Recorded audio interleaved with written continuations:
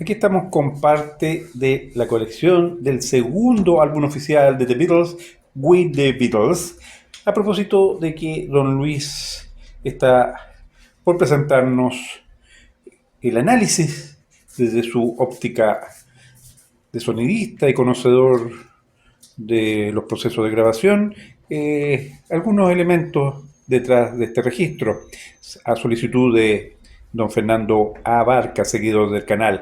Don Luis, ¿cómo está? Hola Víctor, nuevamente nos estamos reunidos acá para analizar el segundo disco, pues. ¿Ah? Exactamente. Oiga, ¿qué nos tienes preparado acá en la mesa? A ver, Claro, sí, saqué algunas cositas nomás para no Sí, saturar acá la mesa. Tengo la edición monofónica, la edición remasterizada de estéreo, una edición aquí latinoamericana, que específicamente es de Venezuela, eh, la primera edición en disco compacto, una edición Digipack japonesa y ediciones chilena cromo, británica Parlophone y norteamericana alternativa del sello GMI. sí. Es bueno aclarar lo que tú dijiste con respecto a que es una parte mínima de tu colección de We the Beatles, porque si no tendríamos la mesa Claro, a todo su esplendor. claro, de hecho ya hay discos que se salen de la mesa. Sí, exactamente. Bueno, y me dejaste este más cercano, que es una de mis ediciones favoritas, que es la La monofónica. monofónica, así como usted lo ha destacado,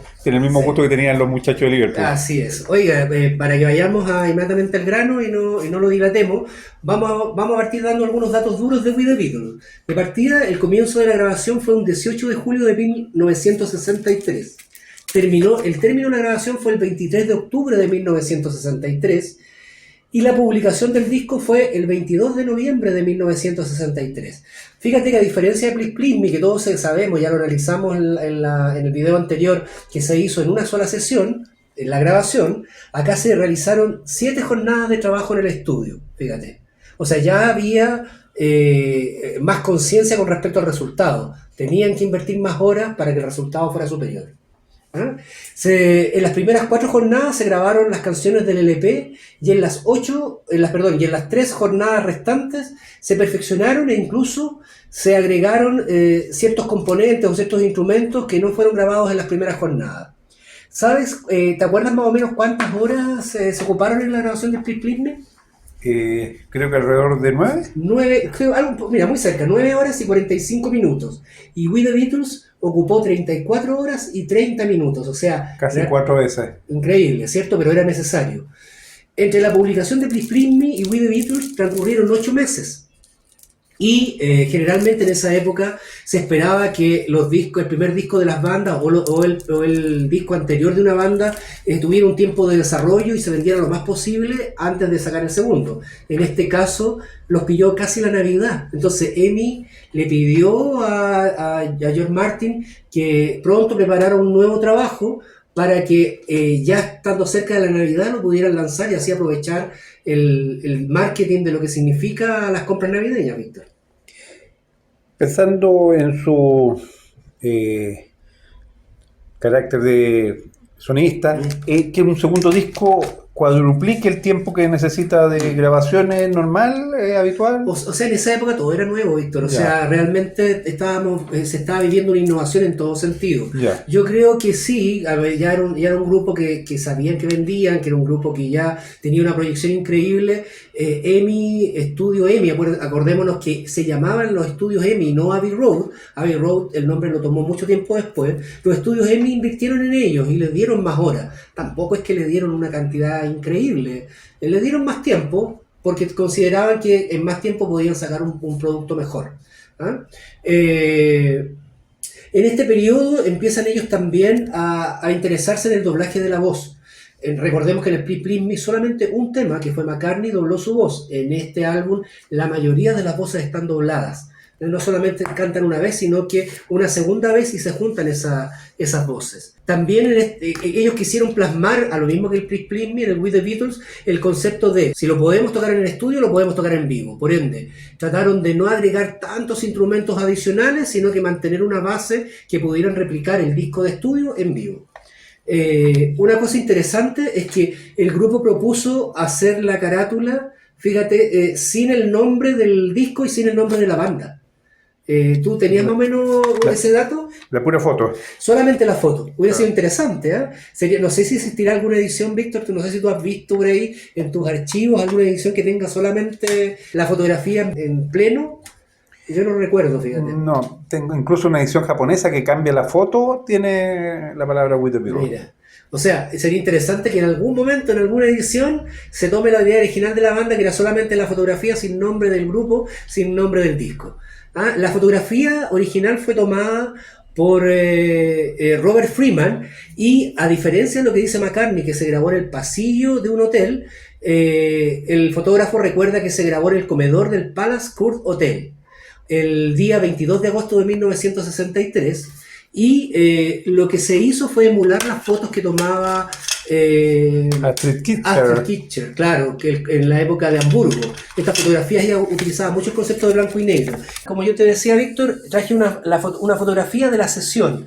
Si te fijas, hay 4 fotos tomadas en esa sesión de la carátula, donde la tercera pasó a ser la foto oficial, pero acá podemos ver distintos órdenes de cada uno de los integrantes. Y una anécdota, en algún momento, esta foto donde salen los 4 en línea, el fotógrafo no le gustó la forma de la foto, encontraba que Ringo no se veía bien, y lo que hizo fue agarrar una especie de taburete, de piso, como estos pisos que usan los bateristas, y sentó a Ringo para que tuvieran esta forma de los tres Beatles más uno abajo, que da como un concepto estético bastante interesante. Claro. A mí me gusta mucho esa foto, no sé si Claro. a ti te... Sí, es curioso porque no tenía sentido partir con Harrison.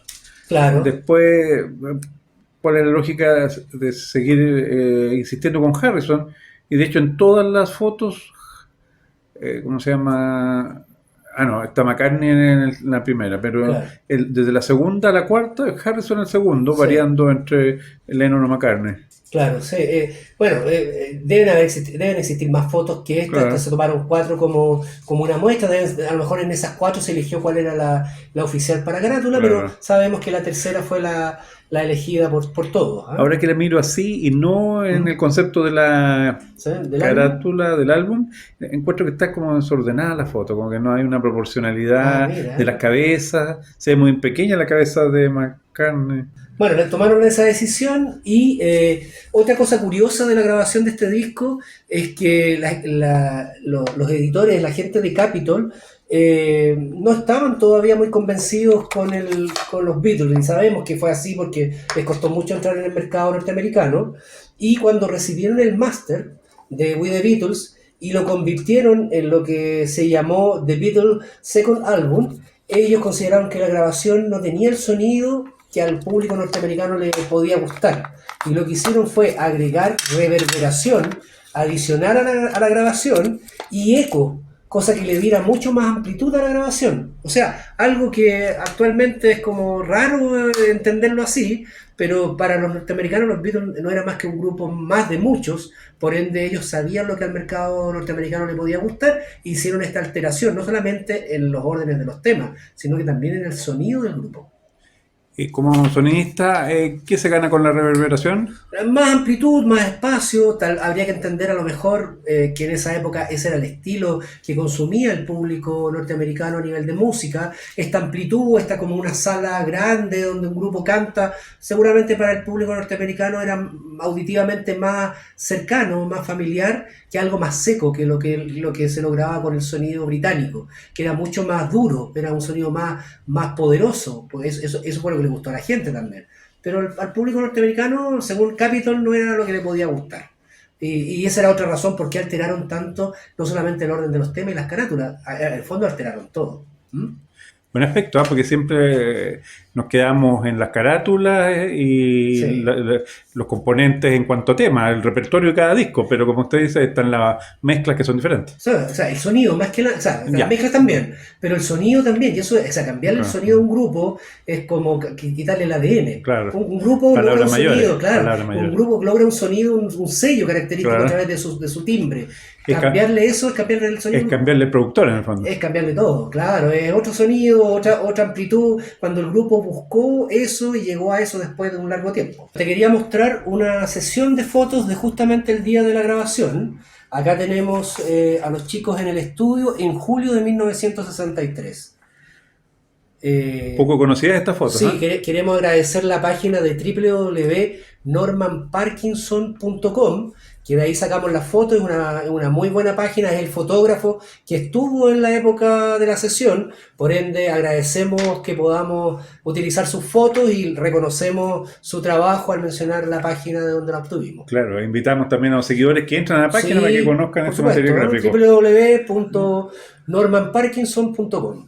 Perfecto, muy buen dato, don Luis, muchas Sí, gracias. sí. Y acá otra foto, algunas no mencionamos porque no sabemos el autor. Acá, cierto, con Norman Smith, también en los periodos de grabación ahí con la consola, que vamos a hacer mención de la famosa consola de grabación EMI Red 37, que acá podemos hacer el símil, ¿cierto? Se alcanza a ver un poco el tema de las perillas, de las palanquitas, de los faders en el Claro. fondo. Fader deslizante. Y la grabadora, ¿cierto? Si me permites, Víctor, la grabadora BTR2 de 2 pistas que se ocupó también en la sesión de grabación, ¿cierto? Con su cinta al lado. Al lado con el carrete. ¿Sí? Claro. Y que si tenemos nuestro mostrario de cintas, nos vamos a dar cuenta que es esta la cinta que se ocupó en el proceso de grabación. ¿Ah? ¿Verdad? Que buen mostrar esta, ¿eh? Sí, es muy bueno, que nos va a servir en todo. Claro, ¿cierto? lo En todos hemos los utilizado capítulos. varias veces, Sí, en todos claro. los capítulos. Acordémonos que ya estamos ocupando esta línea, después nos vamos a ir dando cuenta que vamos a ir avanzando. ¿Ah? Bueno, y para analizar cada uno de los temas voy a pedir tu ayuda, Víctor, en el sentido que tú me vayas un poco recordando algunos temas. El primer tema del lado A, ¿cierto? Es I Won't Belong. Sí, I Won't ¿cierto? Belong. ¿Cierto? Este tema se grabó el 30 de julio de 1963. El productor siempre fue George Martin, el ingeniero fue Norman Smith y el asistente, nuestro amigo, ¿cierto? Jeff Emerick. ¿Cierto? Este tema, el primer tema, fue un tema netamente compuesto por Lennon. Es interesante recalcar esto porque si bien siempre ellos, ¿cierto?, fueron en su origen McCartney-Lennon, después Lennon-McCartney, acá se estipula que este tema fue completamente compuesto por Lennon, independiente que los créditos sean compartidos con McCartney. ¿Cierto? En las características que comienzan a aparecer los temas que carecen de inicio instrumental. Fíjate, acá hay otra innovación en el grupo. Este tema no tiene un inicio instrumental, parte directamente, que va a ser un sello también en los temas posteriores. Se grabó en 2 sesiones, el día 30 de julio del 63, la primera sesión de 10 a 1:30, y en esta sesión se registraron 10 tomas, siendo la toma número 7 la seleccionada como base a trabajar. La segunda sesión fue de las 5 de la tarde hasta las 11 de la noche y se registraron 7 tomas, desde las 11 a las 17, para doblar la voz de Lennon, quedando como definitiva la toma 7. A continuación se registraron 6 tomas más, de las 18 a las 23, para mejorar los riffs de guitarra de Harrison, mejorar el final de la canción, y la mejor toma fue la número 21 para la mezcla monofónica. La mezcla monofónica, que acá lo tenemos, ¿cierto?, en el disco, la mezcla de I Won't Belong se hizo el día 21 de agosto de 1963. Y para la versión estéreo, que también la tienes aquí, para la versión estéreo se realizó el día 29 de octubre de 1963. El segundo tema, ¿me puedes ayudar con el segundo tema, Víctor? Claro, All I've Got to Do. Fue grabado el 11 de septiembre de 1963. También George Martin como productor, Norman Smith como ingeniero de sonido y asistente Jeff Emerick. En este tema, Lennon fue el autor del tema y trata de igualar el sonido del grupo The Miracles, del cual era admirador. Tiene la particularidad que el grupo no conocía los arreglos vocales. O sea, Lennon llevó el tema al estudio y les dijo en ese momento, este es el tema, por ende vamos a hacer los arreglos, veamos qué arreglo vocal hacemos. Y improvisaron en ese momento. O sea, imagínate el nivel técnico que tenían los Beatles, que ni siquiera ensayaron, improvisaron las armonías vocales en ese momento. Esta es de las pocas piezas del disco en las que Lennon no dobla su voz. Fue grabado en la tarde del 11 de septiembre entre las 2:30 y las 6 de la tarde. Se realizaron 14 tomas, de las cuales las 8 primeras fueron descartadas casi desde el comienzo. Seleccionada la toma 14 como la definitiva, se procedió a grabarla se procedió a sobregrabar esta toma. Lo que se grabaron fueron voces, coros y otros Investigadores dice que el acorde inicial de la guitarra. La mezcla monofónica se realizó el 30 de septiembre del 63 y la mezcla estéreo el 29 de octubre del 63. El tercer tema, un tema conocido por todos, Sí, All My Loving, ¿cierto? Grabado el 30 de julio del 63, tema compuesto por McCartney, a pesar que comparte, ya hemos dicho, los créditos con Lennon, pero este tema lo escribió él. Fue grabado el 30 de julio del 63 en una larga sesión que terminó a las 11 de la noche. Imagínate. Se necesitaron 10 tomas, que por error quedaron registradas desde la toma, quedaron registradas como 11 tomas. Pero son solo Fue 10. 10. Claro. Pero no, porque no existe la toma 5. O sea, se la saltaron, claro. pasaron de la 4 a la 6. Y por eso que son 11 tomas numéricas, pero en realidad fueron 10. Se eligió la toma 10, es decir, la 11 documentada, a la cual se agregaron 3 tomas más para agregar la voz principal de Paul. En una de estas 3 tomas se grabó el refuerzo del Charles de Ringo, el hi-hat. La mezcla monofónica se hizo el 21 de agosto del 63 y la mezcla estéreo el 29 de octubre del 63. Pasamos al cuarto tema, Don't Bother Me. Exacto. Grabado entre el 11 y el 12 de septiembre del 63. La canción fue escrita entre el 19 y el 24 de agosto del 63 en el mismo Palisade Courts donde se tomó la foto de la carátula del disco. Las primeras 7 tomas se realizaron el día 11 de septiembre, no resultaron ninguna satisfactoria. El día 12 de septiembre se registraron 10 tomas más, enumeradas de la 10 a la 19. No hubo toma 8 y tampoco hubo toma 9. Las pistas máster de la unión, se ocupó como pista máster la unión de la toma 13 y la toma 15. Los instrumentos de percusión formaban parte del material que Emi guardaba en los estudios a disposición de los músicos. Estos instrumentos estaban en un armario bajo la escalera que comunicaba la sala de músico y la sala de control. ¿Has visto cómo era Abbey Road, cierto? El estudio número 2, claro, que tiene una escalera que va desde la sala de músico hasta como un segundo piso. En ese lugar estaba una sala de instrumentos donde estaban casi todos los instrumentos de percusión y que se ocupaban para completar las grabaciones. La mezcla se realizó el 30 de septiembre del 63 y esa fue la mezcla monofónica, y la mezcla estéreo el 29 de octubre del 63. Y así llegamos al tema número 5, Víctor, que es Little Child.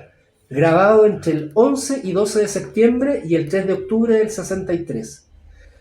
Una de las primeras canciones con claras influencias del rhythm and blues, que era del gusto completamente de los Beatles, porque amaban, como dijimos, la música norteamericana, ¿cierto? Tú hiciste un buen complemento delante, que la mayoría de los covers eran de procedencia norteamericana, ¿cierto? Puros héroes del rock and roll. ¿Cierto? ¿Te acuerdas de alguno? Bueno, Chuck Berry, Little Richard, Carl Perkins, Buddy Holly. Todos ídolos, pero curioso eso, a mí no me deja llamar la atención que preferían los músicos norteamericanos. Bueno, músicos ingleses tampoco había de tanta importancia.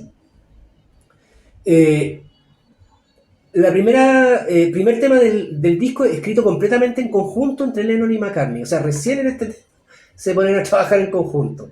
Y también el primer tema escrito expresamente para Ringo, pero Ringo rechaza ser la voz principal del tema y termina interpretándola a John Lennon. Yo no sabía ese dato, ¿tú lo conocías? No. O sea, había sido compuesto para Ringo y Ringo dijo, no me siento cómodo con este tema.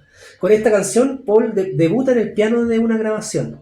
Ya había tocado el piano en Hamburgo, de hecho hay una anécdota que tuvo un problema con su bajo y en muchos conciertos de Hamburgo él utilizó el piano y no el bajo, lo cual le significó que por algún momento casi pasó a ser el pianista oficial y podríamos haber tenido un Paul McCartney pianista y no un Paul McCartney bajista. El día 11 de septiembre del 63 se registraron 2 tomas, el día 12 se registraron 16 tomas, de la 3 a la 18. Fue la pista 13 la que se eligió como toma base a utilizar y el resto de las tomas fueron utilizadas para agregar instrumentos y voces. La mezcla monofónica fue el 23 de octubre del 63 y la mezcla estereofónica el 29 de octubre de 1963. Llegamos al penúltimo tema, Víctor. ¿Cuál es? El penúltimo, Till There's What You. Claro, este obviamente es un cover grabado entre el 18 y el 30 de julio del 63. El 18 de julio del 63 se registraron 3 tomas y el 30 de julio se registraron 5 tomas y se reemplaza la batería por bongos. Originalmente, yo escuchaba unos demos, originalmente este tema tenía batería.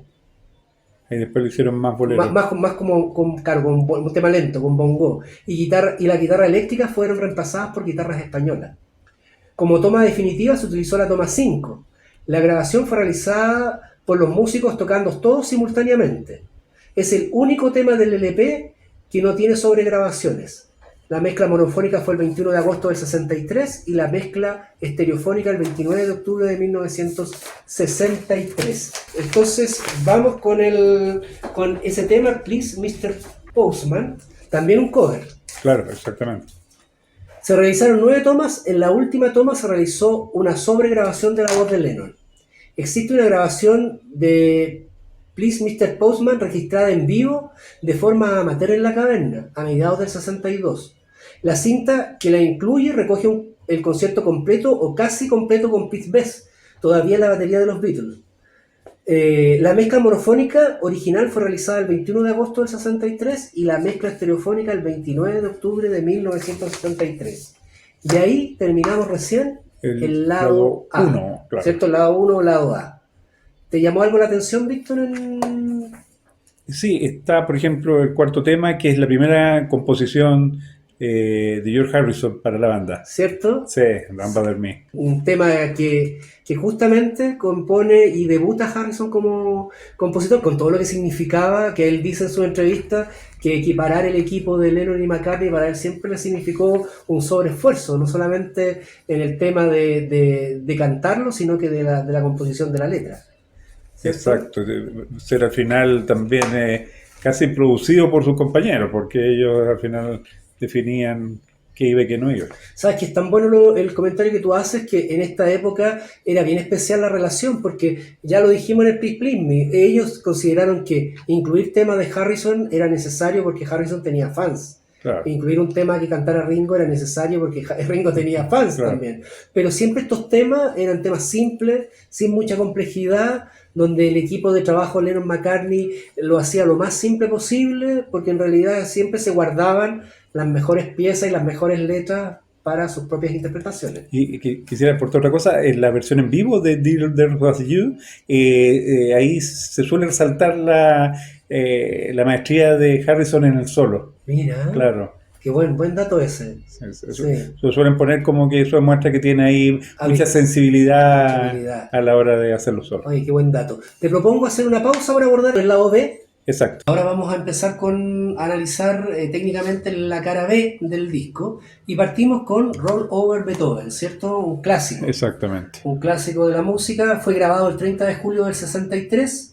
El equipo es el mismo, se mantuvo durante todo el proceso de grabación. A veces cambia, por eso que lo resaltamos. Muchas veces sale algún sonidista y reemplazado. En este caso no. George Martin en la producción, ingeniero Norman Smith, asistente Jeff Emerick. Se realizaron 5 tomas de Roll Over Beethoven en la sesión vespertina. Sobre la última toma se realizaron 2 tomas más y en la segunda de estas tomas se agregó el solo de guitarra y la voz de Harrison y las palmas. Harrison, fíjate que acá los técnicos hablan varias cosas. Dice, Harrison en este tema comete varios errores en la dicción del tema en comparación con la versión original de Chuck Berry. Pero esto se debió seguramente a que él entendió, o en el momento de grabarlo, su memoria falló y tuvo que improvisar en ciertas letras que lo hicieron distinto a la versión original.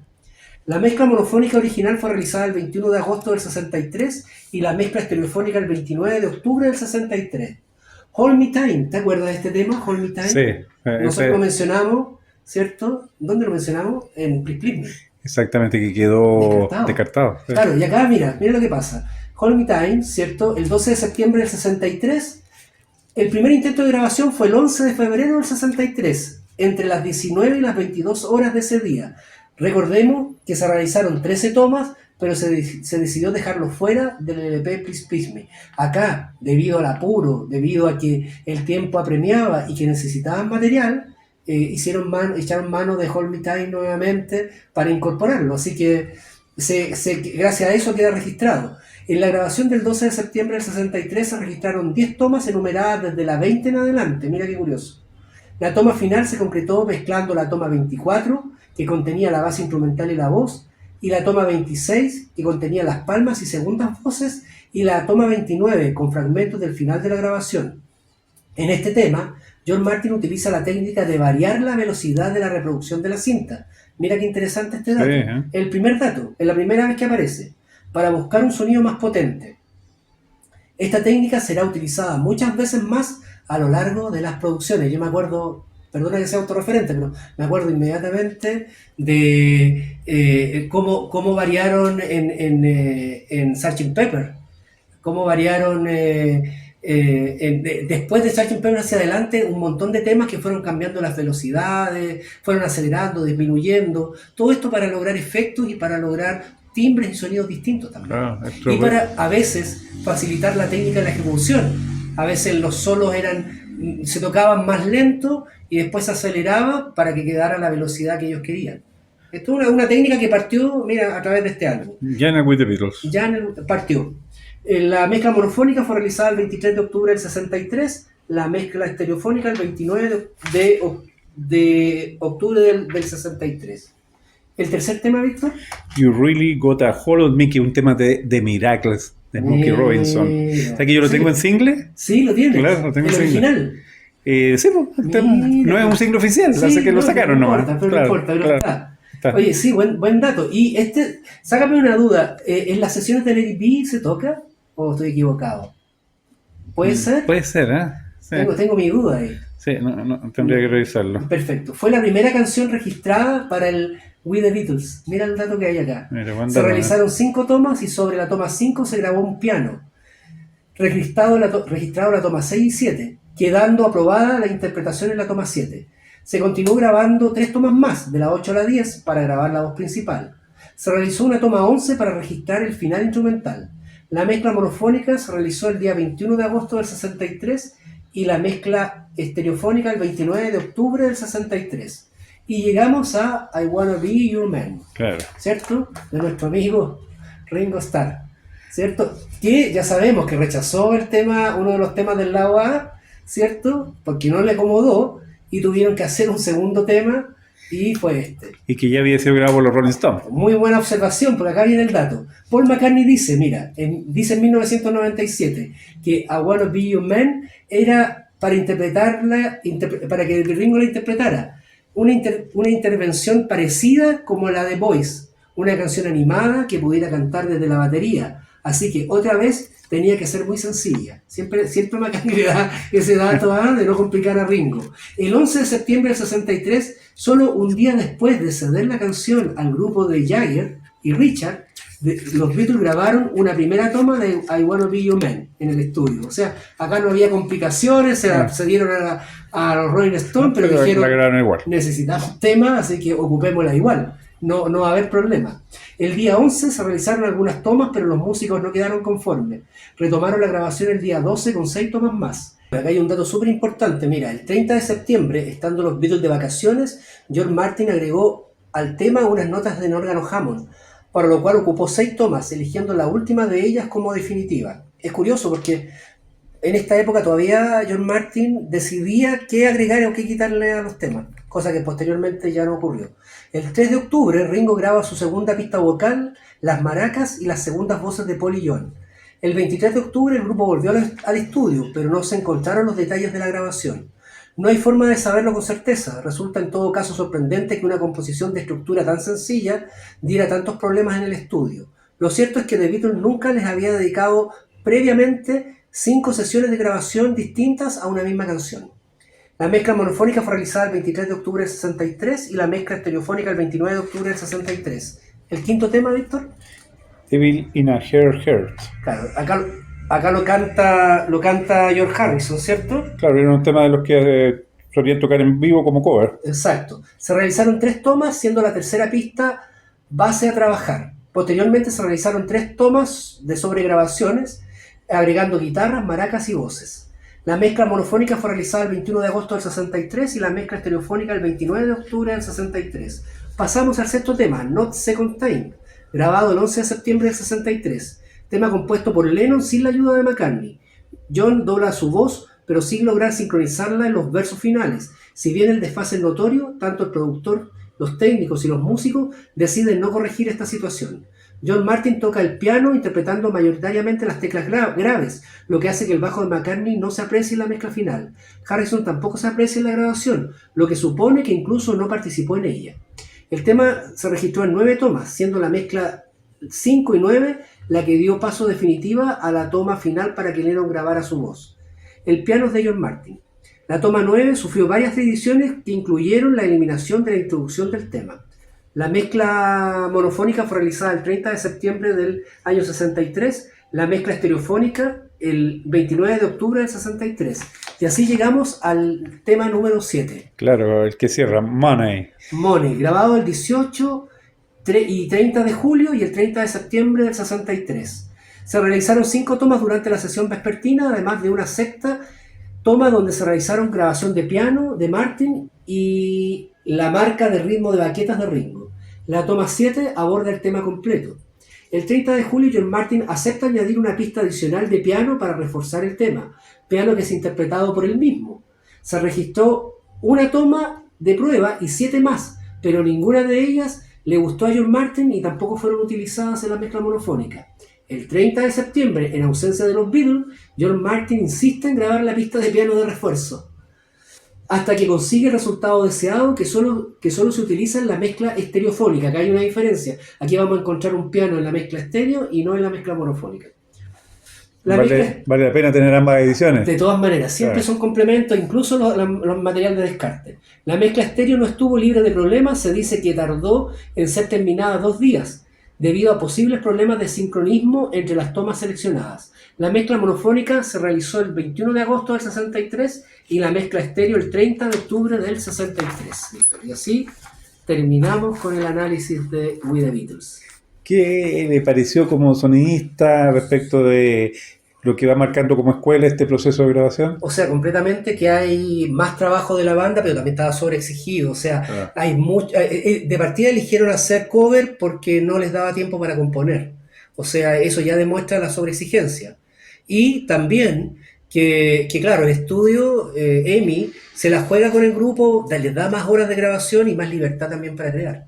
Claro, pero al mismo tiempo, y queda claro, porque hay canciones en el futuro que George Harrison va a tener hasta un centenar de tomas para registrarlas, que acá en 3 sacó uno de sus covers que era habituales. Sí, qué bueno. Es un buen punto que tú abarcas. Y lo otro que me llama mucho la atención es que John Martyn, claro, se podría considerar en ese proceso el quinto Beatle completamente, porque tomaba las decisiones de agregar piano, quitar piano, no importa que los músicos no estuvieran. Bueno, recordemos que los Beatles en esta época no estaban tan interesados en presenciar las mezclas, a pesar que sí participaban en las mezclas monofónicas y decidían cómo quedaban. Las mezclas estéreo no eran importantes para ellos porque consideraban que no habían equipos estéreo suficientes para reproducirlo, por ende la monofónica era la oficial. Quiero terminar con un dato, Víctor, que siempre cerramos: los temas que parten desde el nombre del tema. ¿Te acuerdas que lo buena trivia esa, buena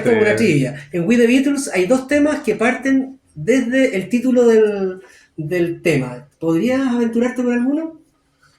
¿Won't Be Long? Perfecto, ese es uno, I Won't Be Long. Y el segundo, lo digo yo, Little Child. ¿Cierto? Esos son los 2 temas que no tienen con el título. Inmediatamente con el título del tema, que es algo que estamos incluyendo en cada uno de los análisis. En cada uno de los discos el aporte. Sí. Usted ya lo hizo para toda la discografía.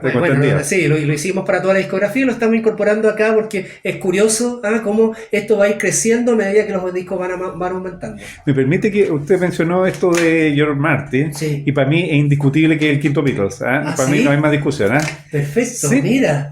O sea, tú lo consideras un quinto Beatles. Exactamente, o sea, por la permanencia en la discografía. O sea, algunos hablan que el quinto Beatles es en la etapa final, en Lady B. Sí. El Billy Preston. Billy Preston, pero está solamente en ese disco. Sí, entonces, o hablan del quinto Beatles, Stuart Sutcliffe, pero que no alcanzó a estar en la discografía oficial. Pete Best. O Pete Best, pero ese puesto ya es reemplazado por Ringo. Entonces, para mí, en ejecución dentro de la discografía, George Martin es el quinto Beatles. Sí, yo comparto contigo eso, fíjate, a pesar de que yo siento que los músicos son músicos. Bueno, George Martin lo era, porque es un excelente pianista con estudios los doctos, pero claro, uno puede considerarlo sin problema que es el quinto Beatle. Claro. Así que, oye, vamos a hacer a futuro Sería tal vez interesante, abordar la figura de George Martin solo. Claro, toda la presencia en los discos. Sí, mira, eso, Está bueno, ¿eh? y también hacer como una pequeña biografía de George Claro. Martin, porque siempre lo conocemos a los Beatles, pero ¿qué Claro. pasó antes de él? Claro. ¿Y qué pasó después de los Beatles? Claro. Bueno, Sí, ahí vamos a investiguemos los dos para que debatamos. investiguemos los dos Ya. y hacemos Ya. un especial de George Martin. Ya, estupendo. Oye, gracias Víctor nuevamente por el espacio, por tu colección. Tenerlo acá, yo sé que nuestros seguidores no lo pueden percibir, pero es tan bonito ver tu colección, ver lo cuidado que están, y además que te estás dando incluso el gusto de no sacarla todo, sino que por un tema de espacio Elegiste algunas cositas. Claro. Así que te agradezco mucho el poder participar en tu canal. No, las gracias a usted, don Luis, por el profesionalismo que siempre pone en estas investigaciones y cómo va dando respuesta a las demandas de nuestros seguidores. Oye, ya nos vemos en el próximo análisis, que sería A Hard Day Night. eso. Nos vemos entonces. Nos vemos. Gracias, don Luis. Cuídate, chao. Chao, chao.